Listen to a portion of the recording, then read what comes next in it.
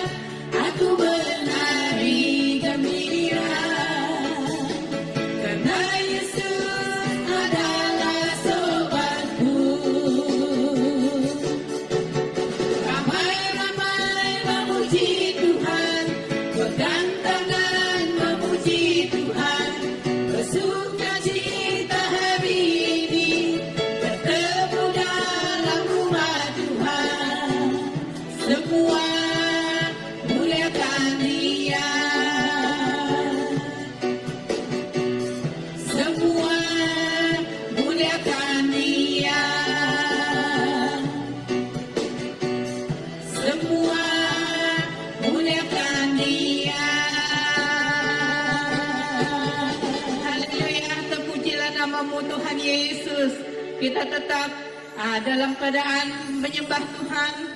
Kita wanita di hadapan Tuhan seperti wanita mengurapimu. Kita menyembah Tuhan di dalam roh dan kebenaran. Mari wanita-wanita yang Tuhan kasihi, kita menyembah Tuhan dengan segenap hati kita. Haleluya. Kita masuk dalam penyembahan kita seperti wanita mengurapimu. Setiap wanita diurapi oleh kuasa hadirat Tuhan. Mari kita wanita-wanita menyembah Tuhan di dalam roh dan kebenaran. Haleluya.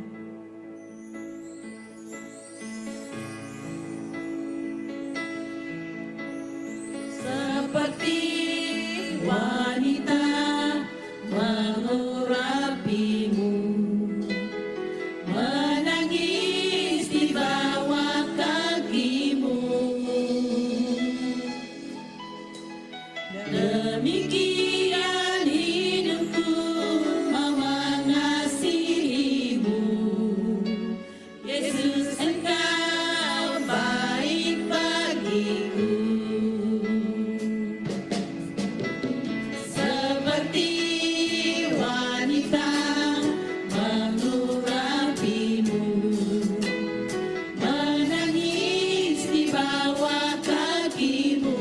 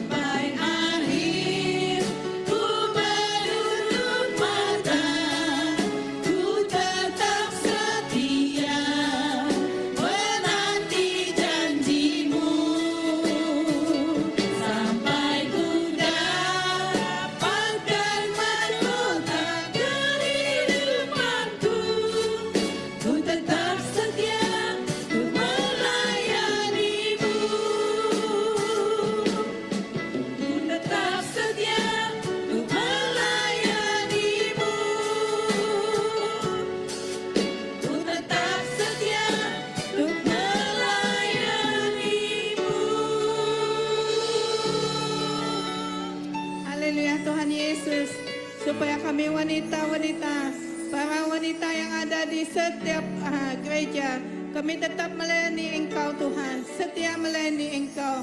Haleluya Tuhan Yesus, haleluya. Terpujilah namamu, dalam nama Yesus kami berdoa dan bersyukur di atas segala sesuatu, di atas segala semuanya. Terpujilah namamu, amin, amin.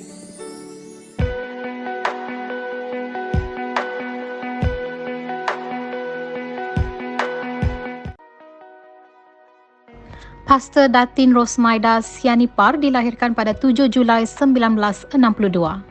Beliau merupakan isteri kepada Reverend Datuk Dr. Justin Wan dan mempunyai 3 orang anak lelaki.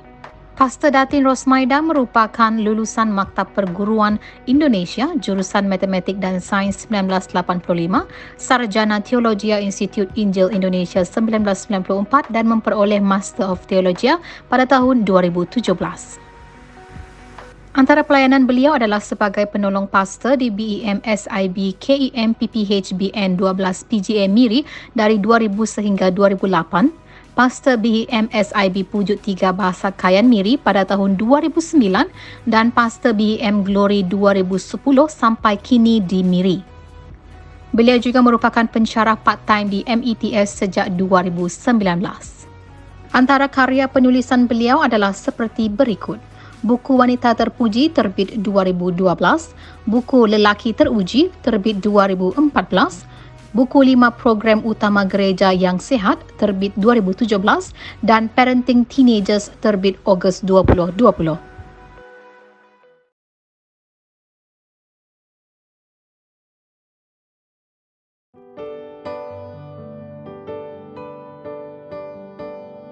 Shalom, selamat petang bagi kita semua, ibu-ibu yang dikasihi Tuhan di seluruh jajaran pelayanan wanita BEM Sarawak.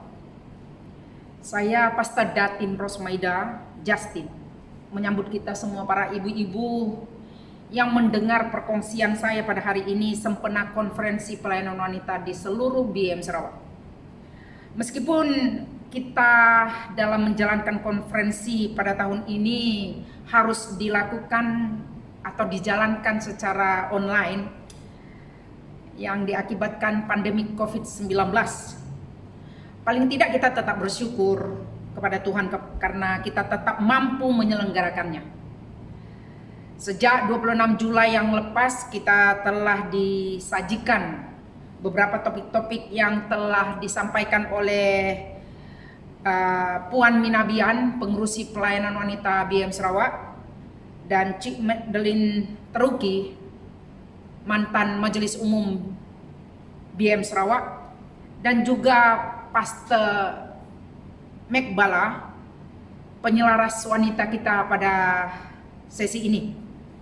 Sehinggalah saya mengambil bagian dalam masa yang terakhir dalam konferensi pelayanan wanita yang diberikan kepada saya sebagai satu topik, yaitu kepentingan wanita hidup dalam rencana Allah. Merupakan satu topik yang begitu penting bagi kita para ibu-ibu dan seluruh wanita yang ada di BEM Sarawak. Saya ingin menghimbau dan saya ingin menguatkan saudara-saudara supaya tetap berada di dalam satu dasar standar. Bagaimana kita untuk memasuki di dalam tahun yang Tuhan anugerahkan ini, meskipun ini kalau kita boleh katakan tahun pandemik. Namun kita tetap berada dalam rencana Allah di dalam menjalankan segala kehidupan kita sebagai wanita dimanapun kita berada. Oleh karena demikian, saya ingin memberikan 3 perkara bagi kita untuk kita renungkan sempena kita menjalankan, sempena kita dalam konferensi ini, apa yang merupakan kepentingan bagi kita para wanita untuk hidup dalam rencana Allah. Jadi ada 3 perkara. Yang pertama yang saya ingin sampaikan kepada kita, alasan yang paling utama wanita untuk hidup dalam rencana Allah itu apa? Dan yang kedua, bagaimana caranya kita untuk hidup dalam rencana Allah? Dan yang ketiga, kesimpulan. Itu saja yang saya ingin sampaikan dalam tempo 30 menit ke 40 menit katanya yang diberikan kepada saya. Tetapi saya berharap 30 menit saya boleh menyelesaikan konferensi kita ini yang terakhir yang saya sampaikan kepada saudara. Saya berharap di seluruh BM Sarawak, wanita-wanita yang cantik, ibu-ibu yang manis yang ada di dalam pelayanan wanita kita, berharap supaya kita melihat topik ini sebagai satu keperluan yang paling mendasar di dalam kehidupan kita. Penting wanita itu hidup dalam rencana Allah. Oleh yang demikian, saya meminta kita untuk melihat 3 perkara ini dengan topik yang tadi itu, yaitu alasan utama para wanita untuk hidup dalam rencana Allah. Yang pertama, saya mau melihat apa yang menjadi alasannya.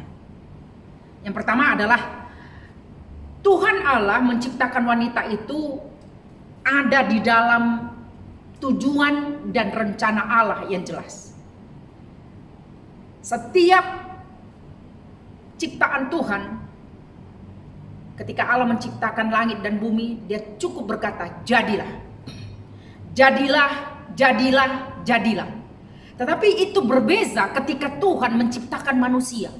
Tuhan menciptakan manusia dengan tujuan, dengan menurut gambar dan rupa Allah katanya. Allah membuat ukiran tersendiri dan dia menghembuskan nafasnya yang disebut nefes dan menghidupkan manusia itu melalui nafas hidup yang diberikan oleh Allah. Jadi artinya Allah menciptakan wanita itu memiliki tujuan dan rencana yang jelas. Dan dia tidak hanya bersahaja, dalam arti kata menciptakan jadilah terang, jadilah laut, jadilah sungai dan sebagainya. Allah cukup mengatakan dengan jadi. Tetapi ketika dia menciptakan Adam dan juga Hawa secara khusus wanita, Allah cukup membuat lelaki itu yang namanya Adam tertidur pulas, tertidur nyenyak. Lalu diambilnya satu tulang rusuk daripada Adam itu dan dibangunnyalah seorang wanita yang bernama Hawa. Artinya saudaraku, apa yang paling penting di dalam cerita, dalam ketika Allah membangun wanita itu, ketika Allah menciptakan wanita itu yang dari tulang rusuk manusia itu, sebenarnya yang paling perlu, yang kita perlu ingat adalah supaya manusia itu memiliki ketergantungan dengan Sang Pencipta. Di dalam bagian ini, ketergantungan itulah yang perlu ada. Sehingga ketika Allah menciptakan Adam dan kemudian memberikannya Hawa dan dia menempatkannya di Taman Eden, sebenarnya semuanya sudah diciptakan Allah terlebih dahulu. Sarana telah terjadi, sarana sudah ada, baru manusia ada. Artinya tidak ada keperluan lain selain daripada manusia itu bergantung penuh kepada Allah. Sehingga para wanita sepatutnya memiliki hubungan dan kebergantungan dengan Allah. Dalam kitab Yesaya pasal 14 ayat 24 berkata begini, sesungguhnya seperti yang kumaksud demikianlah akan terjadi. Seperti yang kurancang demikianlah akan terlaksana. Hal ini memberikan pengertian kepada kita. Setiap apa yang direncanakan oleh Allah memiliki tujuan.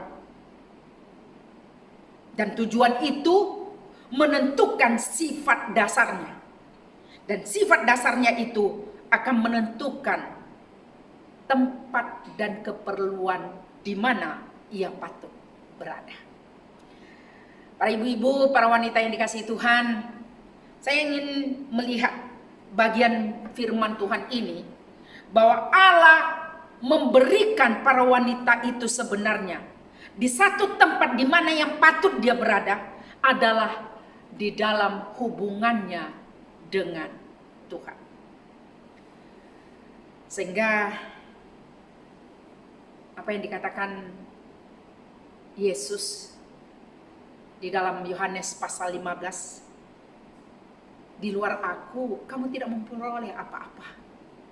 Artinya kebergantungan kita dengan Tuhan itulah menjadi satu standar, alasan yang paling utama Tuhan menciptakan wanita supaya wanita itu bergantung kepada Allah.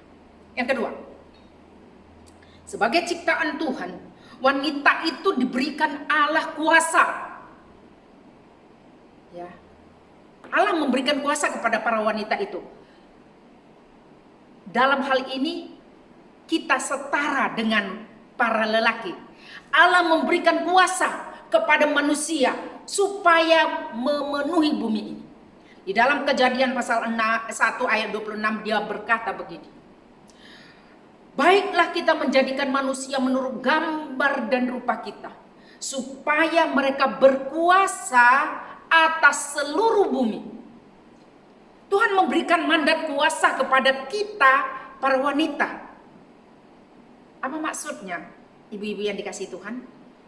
Maksudnya adalah supaya kita memelihara semua apa yang telah diberikan oleh Allah kepada kita. Ya. Allah memberikan, kalau dalam bahasa teologisnya ini disebut mandat kebudayaan.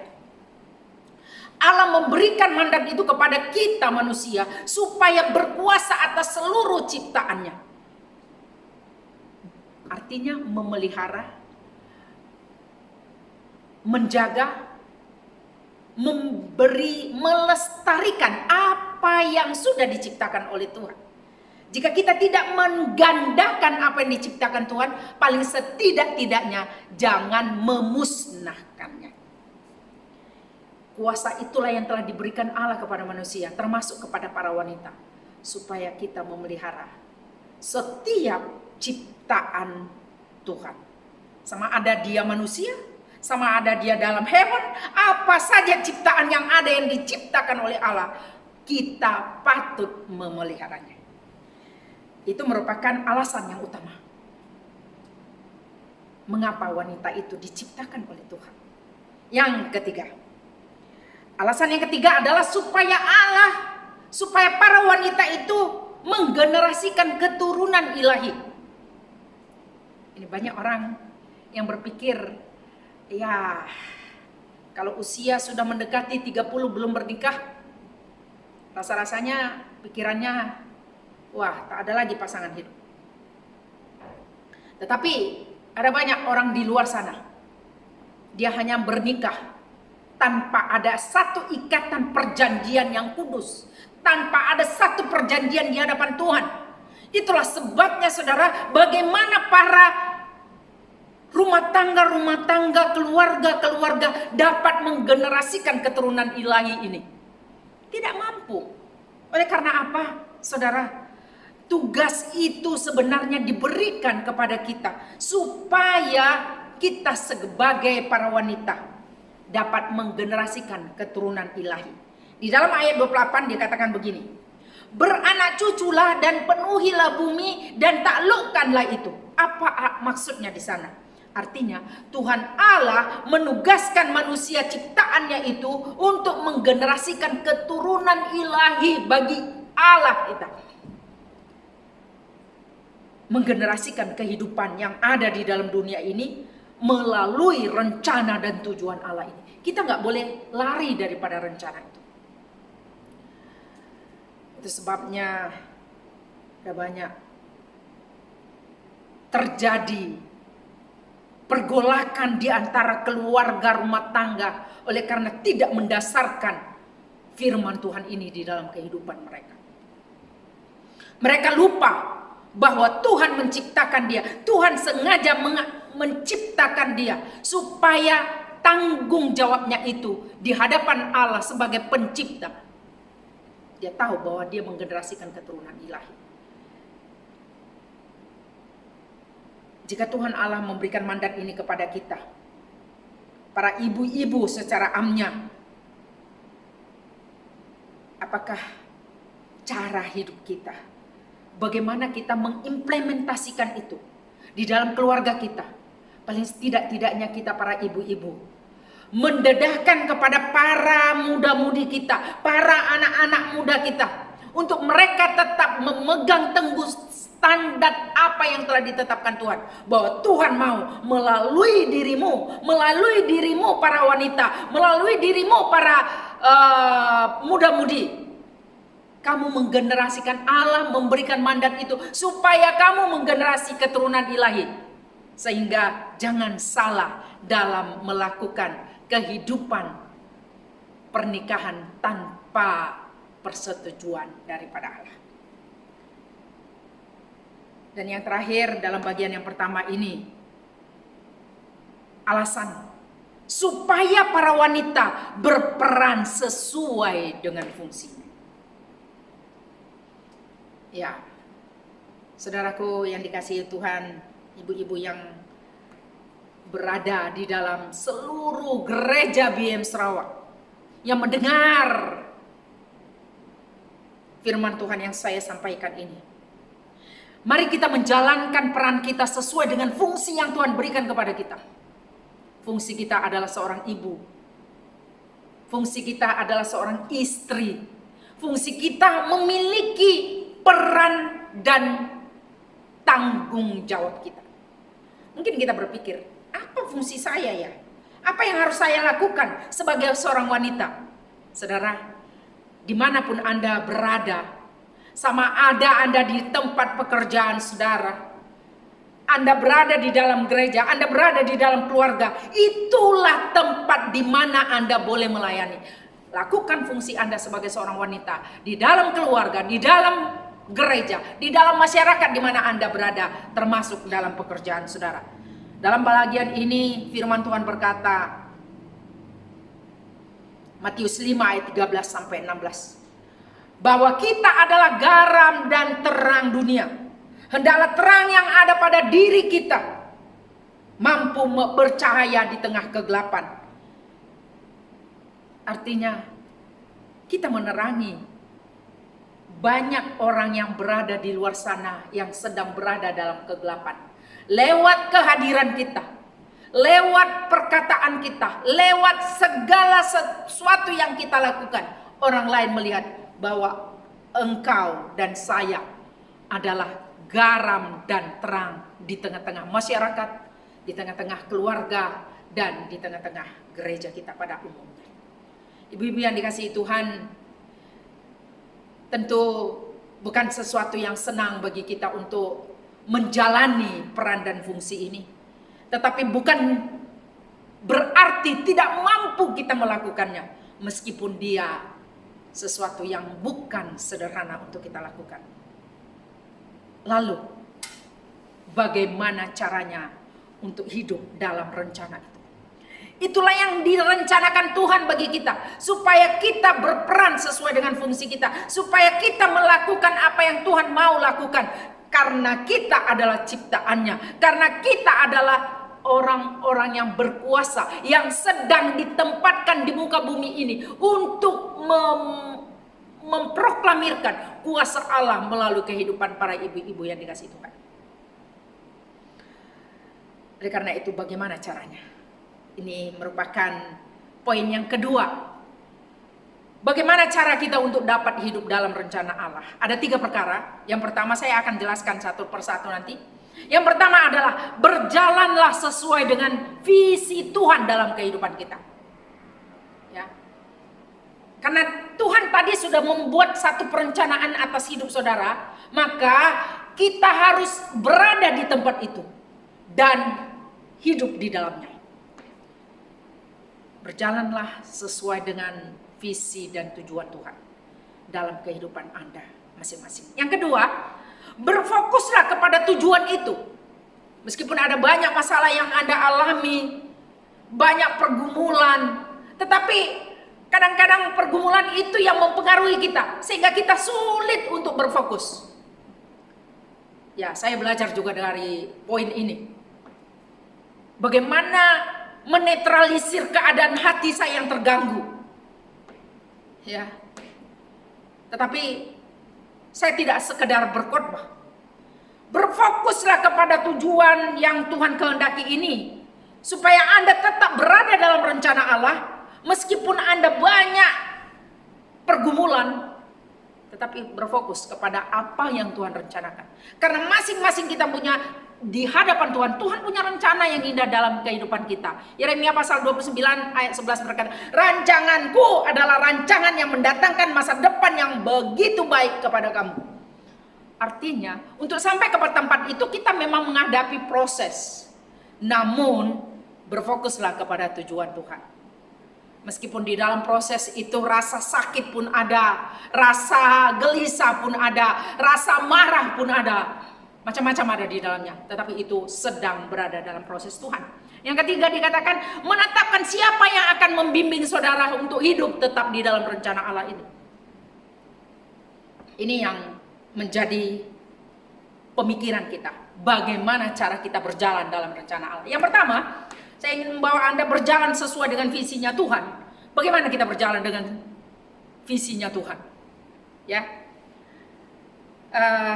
Tadi saya sudah katakan bahwa rancangan Tuhan itu, Allah menciptakan manusia itu dengan tujuan yang jelas untuk kita hidup di dalam rencananya, untuk berkuasa dan menggenerasikan keturunan ilahi bagi kehidupan kita. Jadi selain daripada itu, visinya Tuhan bagi kita adalah supaya kita sampai kepada destinasinya. Firman Tuhan berkata,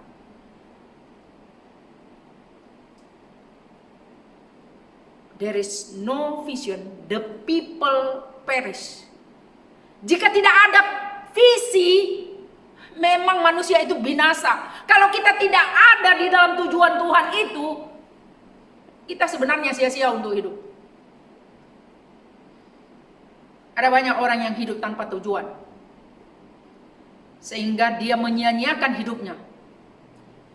Seorang penulis, saya lupa namanya, dia berkata begini, orang itu telah mati usia 25 tahun, tetapi masuk keranda 50 tahun. Anda memahaminya kan? 25 tahun jarak daripada interval daripada 25 tahun orang itu sudah mati. Tetapi masuk kerandanya 50 tahun. Artinya menyia-nyiakan hidup selama 25 tahun, tak ada tahu kemana tujuan hidupnya. Orang-orang seperti itu tak layak untuk hidup. Stephen Tong berkata, orang yang tidak mempunyai tujuan hidup tidak layak untuk hidup. Sehingga saya berpikir, saya berharap ibu-ibu semuanya, mari kita memasuki dan berjalan dalam visinya Tuhan. Karena Tuhan punya tujuan untuk Anda. Dan ketahuilah tujuan Tuhan itu, pasti tujuan itu yang terbaik. Roma 8 ayat 28 berkata begini, Allah turut bekerja dalam segala sesuatu untuk mendatangkan kebaikan bagi mereka yang mengasihi Dia, yaitu mereka yang terpanggil sesuai dengan rencana Allah. Artinya ibu-ibu yang dikasihi Tuhan, ketika kita masuk dalam rencana Allah itu, kita berjalan dalam visi itu, maka Tuhan sedang memimpin dan membimbing kita untuk sampai kepada destinasinya Tuhan. Apabila kita menikmatinya, memang bukan sesuatu yang senang untuk sampai di destinasi itu. Ada banyak proses, ada banyak hal yang kita harus lalui. Alkitab mencatat banyak betul yang boleh kita jadikan contoh. Bagaimana seseorang untuk berjalan dalam visinya Tuhan, banyak pergumulan yang harus dialaminya. Tetapi meskipun demikian, Allah kita adalah Allah yang berjanji. Allah yang senantiasa menjanjikan kepada kita berkat-Nya. Dia berkata dalam Kejadian pasal 17 ayat 8 sampai 9 dikatakan, Tuhan Allah kepada Abram, kepadamu dan kepada keturunanmu akan kuberikan negeri ini yang kau diami sebagai orang asing, yakni seluruh tanah Kanaan akan kuberikan menjadi milikmu untuk selama-lamanya, dan aku akan menjadi Allah mereka. Lagi firman Allah kepada Abram, dari pihakmu engkau harus memegang perjanjianku, engkau dan keturunanmu turun-temurun. Apa maksudnya? Apabila kita para wanita berani memegang visinya Tuhan ini, meskipun dalam pergumulan hidup yang begitu tajam yang kita alami, saudara, ketika Anda komitmen, saya mau tetap hidup dalam rencana Tuhan ini menjadi pegangan saya. Saudara, pegangan itu menjadi perjanjianmu dengan Tuhan. Allah berkata, saudara, dari pihakmu engkau memegang perjanjianku. Mesti kita komitmen dengan janji Tuhan. Sehingga ketika kita berjalan, meskipun banyak kerikil tajam, duri, atau badai atau apa saja yang menghalangi perjalananmu itu, tetapi yakinlah bahwa Tuhan membimbing Anda sampai ke destinasinya. Yang kedua, berfokuslah kepada tujuan Tuhan bagi Anda, karena Dia yang merencanakan Anda harus ada di tempat itu. Saya begitu senang dengan Efesus 2 ayat 10 yang berkata, karena kita ini buatan Allah, diciptakan dalam Kristus Yesus untuk melakukan pekerjaan baik yang dipersiapkan Allah sebelumnya. Ia mau supaya kita hidup di dalamnya. Artinya bahwa Allah telah menyediakan satu pekerjaan yang baik di mana Anda dan saya harus ada di dalamnya. Sehingga untuk sampai kepada tempat itu, di mana dia kata di sini, Ia mau supaya kita hidup di dalamnya. Untuk sampai ke destinasi itu, maka kita harus berfokus kepada rencananya itu. Lalu mungkin Anda akan bertanya kepada saya, bagaimana kita berfokus, Ibu, kalau kita senantiasa berada banyak halangan yang menghalangi kita? Ya, ketika kita berfokus kepada Tuhan, ya, sebenarnya Allah sedang berkarya. Allah mengizinkan supaya karyanya itu nyata dalam kehidupan Anda. Penyertaannya itu akan menjadi bagian dalam kehidupan Anda apabila Anda berada di dalam rencananya. Dikatakan dalam Mazmur pasal 20 ayat 5, kiranya diberikannya kepadamu apa yang kau kehendaki dan dijadikannya berhasil apa yang kau rancangkan. Artinya kalau orang itu tidak berada dalam rencana Allah, bagaimana perancangan Allah boleh berhasil dalam kehidupannya? Kita harus masuk dulu ke dalamnya, maka Anda dan saya akan menikmati keberhasilan dan kejayaan. Jadi, betapa pentingnya para wanita harus hidup dalam rencana Allah ini. Karena janjinya berkata, kiranya diberikannya kepadamu apa yang kau kehendaki. Kalau hari ini seandainya Tuhan Allah berkata kepada Anda, apa yang kau kehendaki supaya aku berikan kepadamu? Apa yang kamu senaraikan, yang kamu mau dari Tuhan? Senaraikanlah. Dikatakannya lagi, supaya dijadikannya berhasil apa yang kau rancangkan. Kalau kamu mau berancang, berbuat bisnis, apa saja yang kamu rancangkan, dia katakan. Kalau kamu mau menikah pada hari ini, kalau kamu melakukan pekerjaanmu, kalau kamu mau membeli rumah, kalau kamu mau apa saja yang kamu rancangkan, senaraikan di hadapan Tuhan, Dia akan memberikan keberhasilan. Tetapi masalahnya, adakah Anda berada di dalam rencananya? Itu menjadi pertanyaannya, saudara. Sehingga saya mengajak para ibu-ibu yang di seluruh BM Sarawak hari ini, mari fokus, karena dengan berfokus, Anda sedang mengizinkan Allah berkarya dalam hidup Anda. Yang kedua, berfokus membuat pikiran Anda sehat. Ya, meskipun banyak persoalan, pandemik apalagi. Ya. Tetapi apabila kamu fokus, ya memang pandemik di sana sini memang ada. Tetapi fokuslah kepada apa yang Tuhan rancangkan, membuat pikiran Anda sehat. Rick Warren dalam bukunya pernah berkata begini, apa yang kamu pikirkan akan mempengaruhi perasaanmu. Apa yang ada dalam perasaanmu akan menentukan tindakanmu. Artinya, ketika kamu berpikir baik, maka pikiran-pikiran yang sehatlah yang termuncul di dalamnya. Kolose 3 ayat 2 berkata, pikirkanlah perkara yang di atas, bukan yang di bumi. Sehingga pikiran kita menjadi sehat. Ada amin? Saya berharap saudara-saudara, ibu-ibu yang dikasihi Tuhan di seluruh BM Sarawak, saya ingin membawa kita untuk tetap semangat. Oleh karena apa? Pikiran kita akan membawa perasaan kita pun bersukacita. Berfokuslah, karena itu membawa kita kepada pikiran-pikiran yang mulia. Yang ketiga, fokus menolong kita tetap berjalan meskipun ada badai. Ada kalanya orang-orang yang selalu bersama-sama dengan kita sudah tidak berpihak lagi kepada kita. Itu memang pasti akan ada dan tetap ada. Tetapi ketika musim kehidupan yang kita jalani diterpa badai, berusahalah untuk tidak berhenti. Ada satu cerita dari seorang hamba Tuhan, saya belum pernah driving di luar negara, tetapi dia berkata, kalau kamu sedang menghadapi badai, jangan berhenti. Apa itu? Salji ya. Kalau salji itu turun, kamu harus berfokus dan cepat laju, karena badai itu akan segera berlalu. Ada banyak cerita tentang perkara ini, tetapi saya mau menyingkatkan. Jangan pernah menyerah, karena Tuhan pun ada di dalam badai itu. Saya tidak sekedar berkhotbah untuk berkata-kata ini, tetapi saya pun sedang mengalaminya. Saya berharap badai itu segera berlalu, karena setiap musim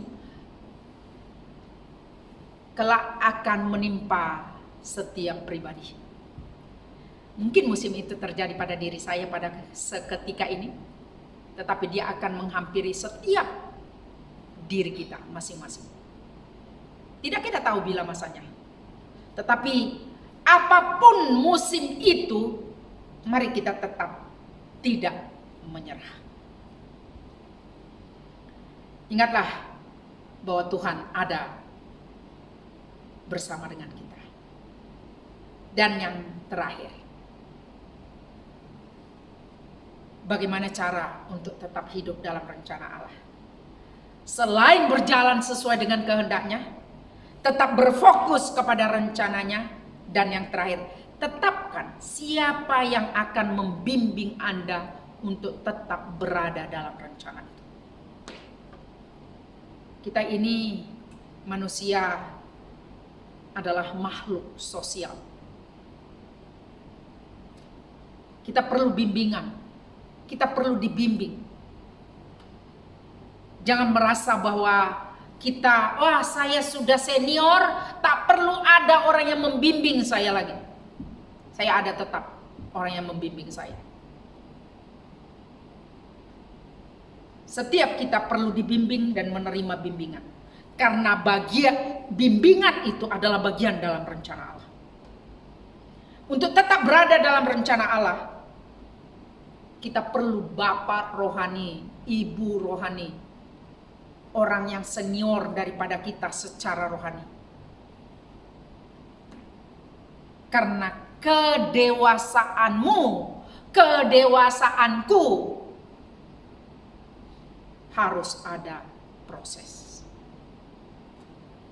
Anda tahu mutiara? Pearl, sebelum dia menjadi mutiara, dia mengalami banyak proses. Mutiara yang cantik, prosesnya pun harus banyak supaya dia boleh berkilau. Saya pakai mutiara. Saya suka mutiara. Karena itu menggambarkan proses kehidupan setiap kerang. Pearl itu hidup. Saat ini saya sedang menuliskan satu buku, Wanita Berharga Bagaikan Permata. Tak selesai-selesai, sudah hampir 2 tahun lebih. Karena banyak perjalanan masa. Tetapi apabila saya melihat kehidupan setiap orang, kalau tanpa proses, tak indah terlihat. Karena itu kalau Anda belum lagi mengalami proses, mintalah siapa kelak yang akan membimbing Anda, supaya hidup Anda tetap berada dalam rencana Tuhan. Karena firman Tuhan berkata, pergaulan yang buruk merusak kebiasaan yang baik. Apabila bergaul salah, salahlah kehidupan kita. Sehingga itu merupakan satu keperluan, kepentingan kita untuk tetap berada di dalam rencana Allah. Kesimpulan, kepentingan para wanita untuk hidup dalam rencana Allah.